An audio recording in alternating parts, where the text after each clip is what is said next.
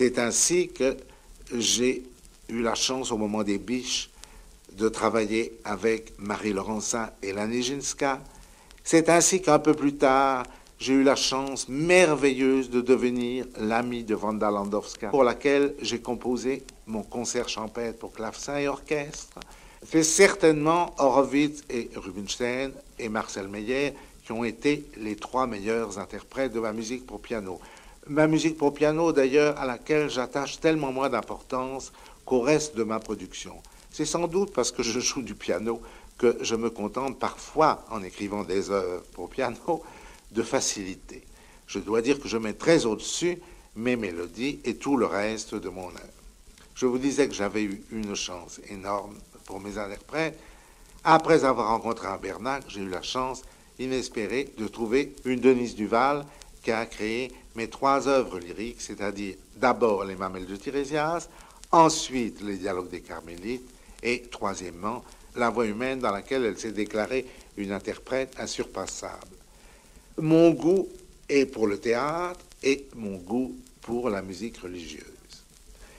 Évidemment, rien n'est plus loin, rien n'est plus différent que sont les Mamelles de Tirésias et mon Stabat Mater. Mais je dis toujours que pour le final des Mamelles de Tirésias, le final du premier acte, si les chœurs chantaient des paroles latines, cela ferait peut-être un très joyeux Gloria.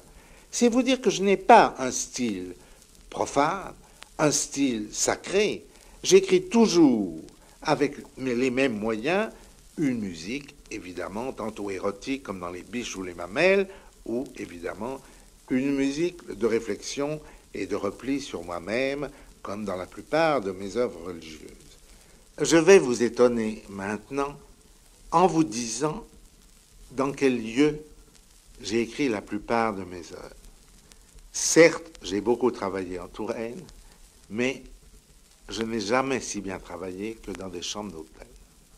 C'est ainsi que mon opéra Les Dialogues des Carmélites a été composé presque entièrement à l'Hôtel Majestic à Cannes et à l'Hôtel à Lausanne.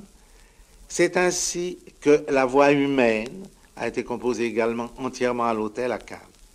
Je vais vous dire, pour moi, l'hôtel, c'est à la fois le couvent et la distraction. En effet, quand vous êtes dans votre chambre, vous êtes complètement isolé du reste.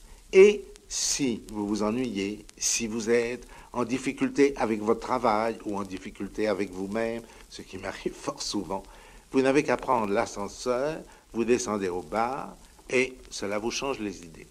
C'est peut-être à ce moment-là, à nouveau, que vous repenserez aux moines qui travaillent et aux mauvais garçons qui désirent boire un coup. N'est-ce pas? Notez que je ne suis pas un ivrogne, loin de là. Je tenais à vous dire ce petit détail, car souvent, de même qu'on m'a cru tourangeau, on m'imagine toujours au calme d'une maison de campagne. Évidemment, j'aime la campagne, j'aime surtout les fleurs, mais j'ai besoin le plus souvent d'être isolé, qu'on comprenne bien, isolé dans la vie. On m'a demandé aussi, bien souvent, vous vous en doutez, quelles sont les œuvres que je préfère, ou bien si je préférais mes œuvres profanes ou mes œuvres religieuses. Je crois que ce que je préfère toujours, c'est des vieilles œuvres qui n'ont pas trop vieilli. Rien ne me fait plus plaisir, en effet, que lorsque j'entends Les Biches, merveilleusement dirigées par Georges Prêtre, qui est le chef d'orchestre de ma musique, comme Bernac et Duval en sont les interprètes. Une œuvre nouvelle, il y a toujours l'élan de la nouveauté qui lui donne tout de même un intérêt. Tandis que lorsque, par exemple, un disque des Biches paraît 40 ans après la création de l'œuvre, si je vois que ça tient le coup, c'est pour moi l'œuvre préférée sur le moment tout au moins. Pourquoi n'écrivez-vous pas de musique sérielle? Telle est la question qu'on me pose, je dois dire, 5, 6, 7, 8 fois par mois. Eh bien, je n'écris pas de musique sérielle parce que cela n'est pas dans ma nature. Mais il ne faudrait pas croire pour cela que je ne la connais pas, car je l'ai connue avant beaucoup de ses admirateurs actuels.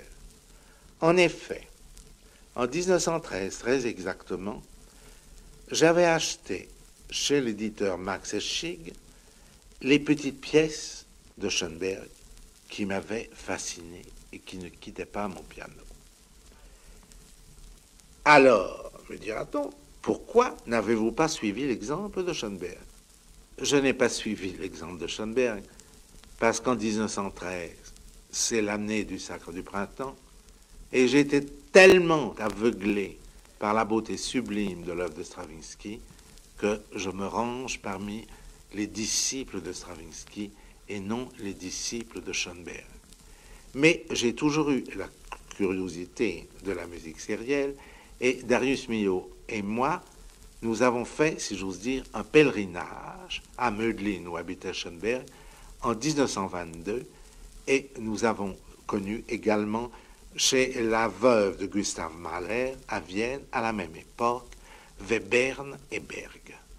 Je me souviens de ma fascination en entendant tout ce genre de musique, mais je dois dire que j'étais déjà engagé sous le drapeau de Stravinsky et qu'à cette époque, il n'était pas possible de suivre deux maîtres.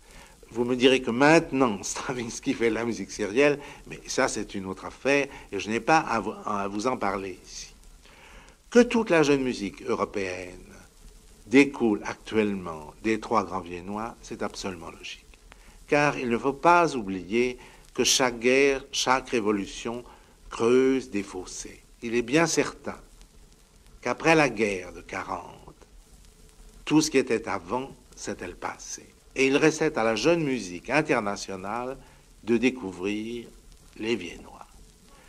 Je trouve absolument logique, par conséquent, que des garçons comme Boulez, qui est, à mon avis, le meilleur de tous, c'est peut-être du chauvinisme de ma part, mais on est fier d'avoir un Boulez comme jeune musicien français.